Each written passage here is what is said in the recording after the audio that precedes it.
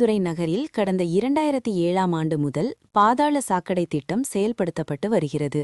18 ஆண்டுகளை கடந்த இந்த திட்டம் கட்டுமான பணிகளில் ஏற்பட்ட குறைபாடு மற்றும் போதிய பராமரிப்பு காரணமாக இதுவரை 30க்கும் மேற்பட்ட இடங்களில் சாலைகளில் பாதாள சாக்கடை உள்வாங்கி மிகப்பெரிய பள்ளங்கள் ஏற்பட்டுள்ளது.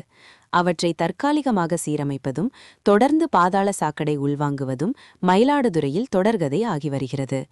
இந்நிலையில் சுமையச்சு கொண்டு லாரி ஒன்று மயிலாடுதுறையிலிருந்து தரங்கம்பாடி செல்லும் சாலையில் சின்னகடை தெருவில் கடந்து சென்றபோது சாலை உள்வாங்கியது. இதில் நல்வாய்ப்பாக யாருக்கும் பாதிப்பு ஏற்படவில்லை. இதன் காரணமாக போக்குவரத்து வேறு பாதையில் திருப்பிவிடப்பட்டுள்ளது. தொடர்ந்து சம்பந்தப்பட்ட இடத்தில் நகராட்சி தலைவர் செல்வராஜ், மயிலாடுதுறை காவல் ஆய்வாளர் சிவசெந்தில்குமார் ஆகியோர் நேரில் ஆய்வு மேற்கொண்டனர்.